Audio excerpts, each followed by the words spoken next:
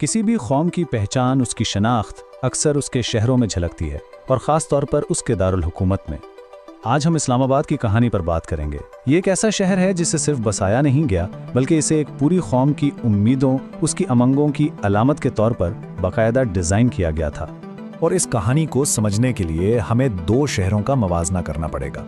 एक तरफ कराची, जो नौ आबादियाती दौर की विरासत था, और दूसरी तरफ इस्लामाबाद, एक बिल्कुल नया, एक मकसद के तहत बनाया गया जदीद दारुल हुकूमत। तो ये सिर्फ एक शहर से दूसरे शहर मुंतकली नहीं थी, ये दरअसल एक नई कौमी शनाख्त की तलाश थी। तो जब हम ये कहते हैं कि एक कौम की शनाख्त कंक्रीट और स्टील से बनती है, तो इसका असल मतलब क्या है? देखें, नौआबादियाती दौर के बाद की दुनिया में एक नया दारुल हुकूमत बनाना सिर्फ एक इंतज़ामी फैसला नहीं होता। ये खुद को एक नई तारीफ देना, अपने माजी से ताल्लुक तोड़ने और मुस्तकबिल के लिए एक वाज़िया विजन कायम करने का एक बहुत बड़ा कदम था। आज हम इस्लामाबाद के इस पूरे सफर को 5 हिस्सों में देखेंगे। पहले हम दो दारुल हुकूमतों की कहानी जानेंगे, फिर इसके शानदार मंसूबे यानी यूटोपियन ब्लूप्रिंट पर बात करेंगे। इसके बाद कई दहाइयों पर फैली रुकावटों का जिक्र होगा। फिर देखेंगे कि सिस्टम पर दबाव कैसे बढ़ा, और आखिर में इस्लामाबाद की नामुकम्मल शनाख्त पर बात खत्म करेंगे। तो आइए शुरू करते हैं पहले हिस्से से, दो दारुल हुकूमतों की कहानी। आखिर पाकिस्तान को एक नई शुरुआत की जरूरत पेश ही क्यों आई? इसके लिए हमें तकसीम के फौरन बाद के सालों को और उस वक्त के दारुल हुकूमत कराची के हालात को समझना पड़ेगा। तो मसला क्या था कराची के साथ? देखिए, कराची जो पाकिस्तान का पहला दारुल हुकूमत बना, उसके साथ कई चैलेंजेस जुड़े हुए थे। एक तो ये कि ये अंग्रेजों का बनाया हुआ एक बंदरगाही शहर था, एक कमर्शियल हब। लेकिन यहाँ दौलत की तकसीम बहुत गैर मुसावी थी, और इसका नतीजा क्या निकला?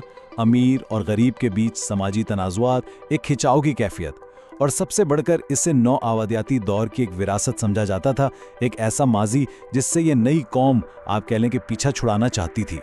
तो अब आते हैं दूसरे हिस्से की तरफ, द यूटोपियन ब्लूप्रिंट, यानी एक जदीद शहर इस्लाम का डिज़ाइन कैसा होना था। 1961 में जो एक नए दारुल हुकूमत का ख्वाब देखा गया, वो वाकई एक नई शुरुआत की उम्मीद था। दारुल हुकूमत के लिए जो जगह चुनी गई वो कोई इत्तेफाक नहीं था। इसका इंतखाब बहुत सोच समझ कर किया गया था। यहाँ की आबो हवा बहुत अच्छी थी, जुग्राफिया शानदार था, और सबसे अहम बात, ये रावलपिंडी में फौजी हेडक्वार्टर के बहुत करीब था। तो ये सिर्फ एक नया शहर नहीं बन रहा था, बल्कि एक स्ट्रेटेजिक असासा भी तैयार हो रहा था। लुक्सियाडिस का जो मास्टर प्लान था, वो 4 बुनियादी उसूलों पर खड़ा था। पहला, शहर को कुदरती मनाजिर में घुल मिल जाना था, उन पर हावी नहीं होना था। दूसरा, उसका फ़न तामीर जदीद यानी कंटेम्प्रेरी होना था। तीसरा, उसकी बुनियादें इस्लामी रिवायात पर रखी जानी थी। और आखिरकार 1960 में इन सारे ख्यालात को एक नाम मिला, इस्लामाबाद, यानी इस्लाम का शहर। और अब बारी है तीसरे हिस्से की, दिहाइयों की रुकावटें। यहाँ हम ये देखेंगे कि किस तरह एक बेहतरीन मंसूबा सियासी हकीकत से जा टकराता है, यानी एक साफ सुथरा ब्लूप्रिंट का सामना पाकिस्तान की अगली चंद दिहाइयों की सियासी अफरा तफरी से कैसे होता है। लेकिन ये शानदार विजन बहुत जल्द पाकिस्तान की सियासी हकीकत से टकरा गया। ये टाइमलाइन देखें, ये इस अदम इस्तेहकाम को साफ जाहिर करती है। 1971 में हिंदुस्तान के साथ जंग, फिर 70 से 90 की दहाई तक फौजी बगावतों का एक ना खत्म होने वाला सिलसिला, जिसमें 10 सिविलियन हुकूमतों को हटा दिया गया। जुल्फ़िकार अली भुट्टो से लेकर 1999 में जनरल मुशर्रफ के इक़्तिदार संभालने तक ये मुसलसल सियासी हलचल दारुल हुकूमत की तरक्की के लिए बहुत ही गैर मुस्तकिम माहौल बनाई हुई थी। अब चलते हैं चौथे हिस्से की तरफ, सिस्टम पर दबाव, पनाह गुज़ीन, अस्करियत पसंदी और जोग्राफियाई सियासी दबाव। आइए देखते हैं कि किस तरह अंदरूनी और बैरूनी दबाव ने शहर के असल डिज़ाइन और उसके पूरे ढांचे को चैलेंज करना शुरू कर दिया। 1980 की दहाई के आखिर में एक बहुत बड़ा बहरान आया। जब सोवियत यूनियन अफगानिस्तान से निकला तो हज़ारों की तादाद में अफगान मुहाजिरीन सरहद पार करके पाकिस्तान आ गए। ये एक ऐसी बड़ी आबादियाती तब्दीली थी जिसका इस्लामाबाद जैसे मंसूबाबंद शहर ने कभी सोचा भी नहीं था, और इसके नताइज बहुत दूर रस थे। इस दबाव के असरात बहुत तेजी से जाहिर होने लगे। गैर मुल्की इमदाद में कमी आ गई, और शहर के इंफ्रास्ट्रक्चर पर नाकाबिल यकीन हद तक बोझ पड़ गया। कुदरती माहौल को भी बहुत नुकसान पहुंचा, जंगलात कटने लगे, और इसके साथ साथ तशद्दुद, हथियारों का फैलाव और मंशियात जैसे मसाइल भी बढ़ने लगे। फिर 9/11 के बाद एक बहुत बड़ा मोड़ आया। अमेरिका के साथ पाकिस्तान के इत्तेहाद ने इस्लामाबाद को अमेरिका मुखालिफ अस्करियत पसंदों के लिए एक हदफ बना दिया। उसके बाद से बैनुल अक़वामी सियासतदार दारुल हुकूमत की सड़कों पर एक नई और ख़तरनाक किस्म का तशद्दुद ले आई। 2007 का साल इसकी दो बड़ी मिसालें लेकर आया।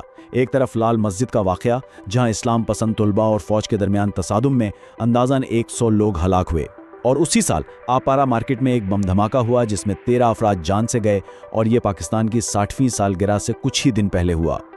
اور اب ہم پہنچ گئے ہیں اپنے آخری حصے پر، اسلام آباد کی نامکمل شناخت، ایک ایسا شہر جو اپنے خواب اور حقیقت کے بیچ میں پھنسا ہوا ہے۔ یہ وہ بنیادی کشمکش ہے جو آج اسلام آباد کی پہچان بن چکی ہے۔